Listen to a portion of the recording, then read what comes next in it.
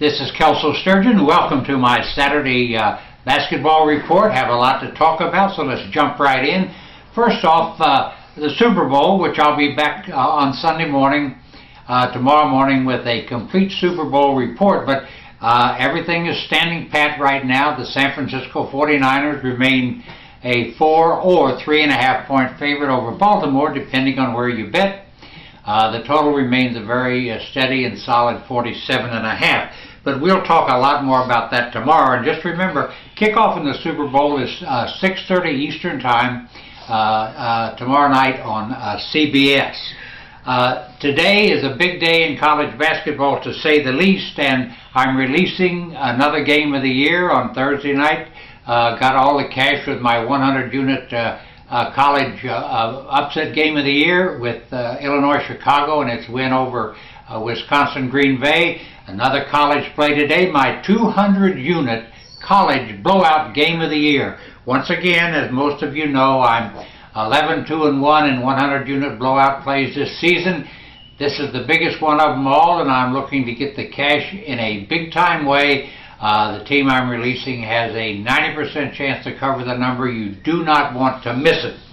Now, tomorrow in the Super Bowl, I put together an outstanding package releasing my first 400-unit Super Bowl play of my long career. 400 units, 300 units on the side, 50 units on the total, 50 units on the parlay at odds of 13-5, and then 5 free bonus proposition plays that I think will also get the money. Once again, Sunday, my 400-unit play on the Super Bowl today, a giant 200-unit play on the my college blowout game of the year, and should get the cash rather easily. Also have another nice play, another nice package today, a 3-game package headed by the Michigan and Indiana game, a 25-unit play on that game, 2 10-unit plays on additional college games that are on national television, all marquee matchups. You can get all these games on this website or toll-free at 1-800-755-2255. The price is always right, and I do take all major credit cards. Now let's talk about college basketball for today, because there is a lot going on in that Michigan-Indiana game I'll discuss in just a minute. You know, sometimes numbers really give us guidance in our roadmap to winning. For instance, in the world of numbers, the top 5 teams in the national polls, number 1 Michigan, 20-1 straight up, 13-6-1 against the number, covering 68% of the time. Kansas, number 2, 19-1 straight up, 9-10 against the number, covering just 47% of the time. Indiana, Michigan's opponent today, 19-2 straight up, 10-9 against the number, covering 53% of the time.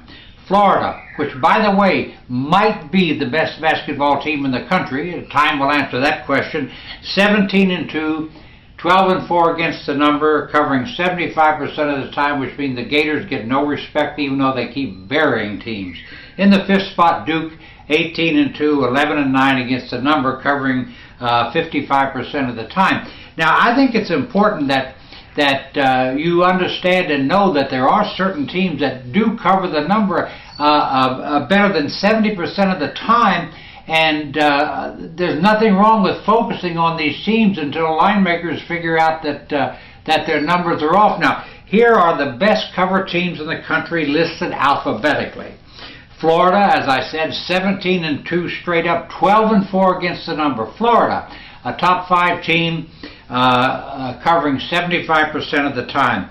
George Washington, 10-9 and very underrated, 11-3-1 against the number, covering 79% of the time, which is the best figure in all of college basketball. Indiana State, highly underrated, 14-7 straight up, 13-5 against the number, covering 72% of the time. Western Illinois, I realize this is a bit off the beaten path. Western Illinois, in the Ohio Valley Conference, 16-5 straight up, 12-5 against the number, covering 71% of the time. Wake Forest, a very mediocre 10-10 straight up, but 12-5 against the number, covering 71% of the time. Now, while these teams are the best cover teams in the country. There are some that just bury bettors, and let me list them in the order of their failures. The worst cover team in all of college basketball is Marshall. Marshall is 9-12 straight up, 3-12-1 against the number, which means Marshall covers in 20% of its game. Has to be the most overrated team in the country, and definitely a go-against team until those who make betting lines figure out that this is not quite right. Marshall, the biggest go-against team in the country. Second, tied for second are three teams: Drexel, Duquesne, and Northern Colorado.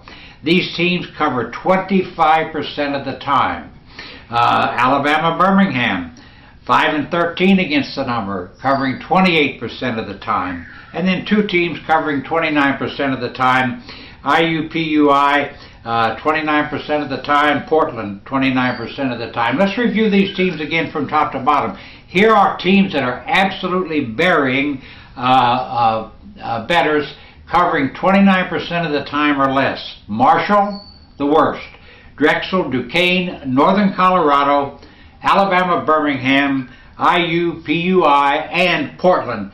Terrible teams to bet on, solid go-against teams, and as I said, I'll go against Marshall till the chickens come home. Now, we're trying to do a lot of balancing and putting this winning puzzle in place in college basketball, and I've always said that the home court is the most powerful factor in all of college basketball handicapping, and I still believe that it is, although maybe it's not as great as it was, as some of the betting lines have shown.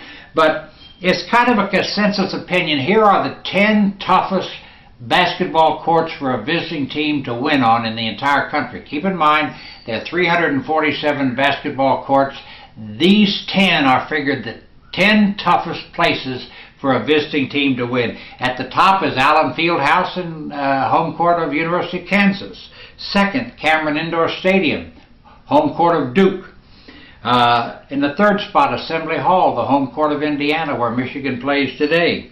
In the fourth spot, McCarthy Athletic Center, Gonzaga. I think Gonzaga's lost 8 games there in 8 years or something like that. But in the fifth spot, the Pit in Albuquerque, New Mexico, home court of New Mexico. The Breslin Center, home court of Michigan State. In the seventh spot, the Cook Arena, home of Wichita State. By the way, they did get beat there the other night, though. In the eighth spot, the Peterson Events Center, home court of Pittsburgh.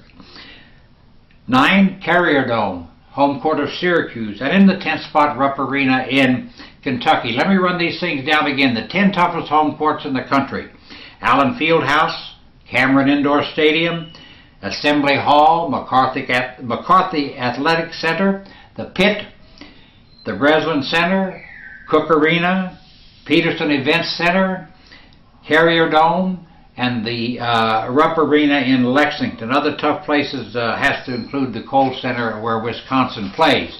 Now let's get to this this Michigan at Indiana game today. This is a giant game, to say the least. The number 1 ranking in the country is again on the line, and certainly the outcome of this game could have tremendous impact on who wins the Big Ten. And by the way, I'm releasing this as a 25-unit play as part of a 3-game marquee package, as I noted. Now, Michigan comes into this game ranked number 1. Indiana is ranked number 3. Both these teams are winning their games by at an average of just over 20 points. Michigan's forte is defense, gives up 58.6 points a game. Indiana leads the nation in scoring, averaging 84 points a game. So something has to give there. You've got a strong defensive team and a powerhouse offensive team. We'll have to study that one in great detail, to say the least. Okay, Michigan is 20-1, 13-0 at home, 7-1 on the road.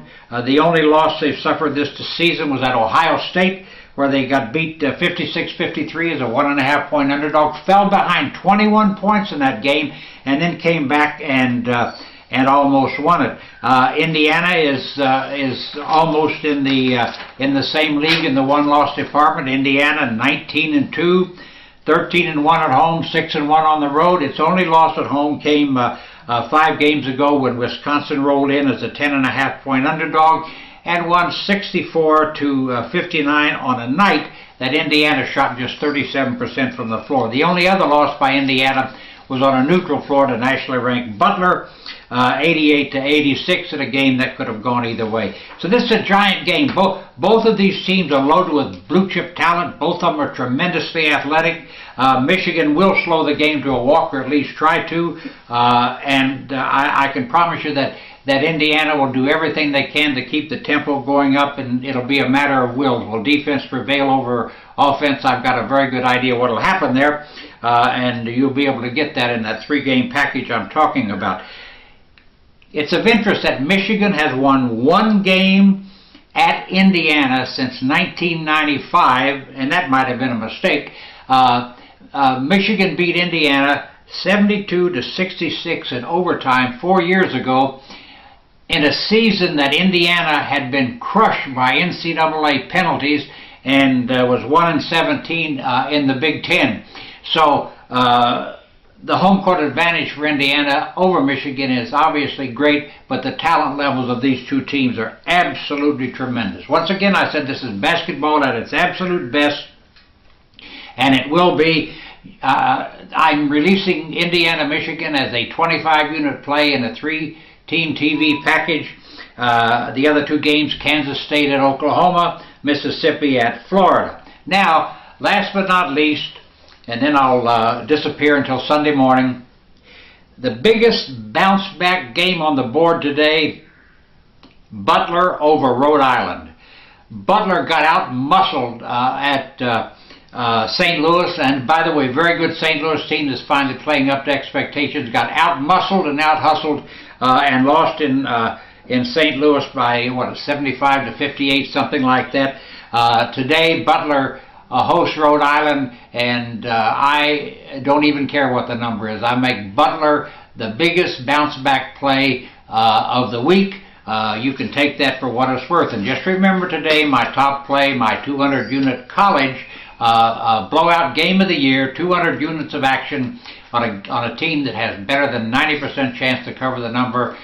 Tomorrow, 400 units on the Super Bowl, 300 units on the winner, 50 on the side, 50 on the side and total parlay, and 5 very, very winnable proposition bets. Once again, all these games are available on this website and toll-free at 1-800-755-2255, and I do take all major credit cards. Good luck today, and I'll be right back here Sunday morning with my NFL report.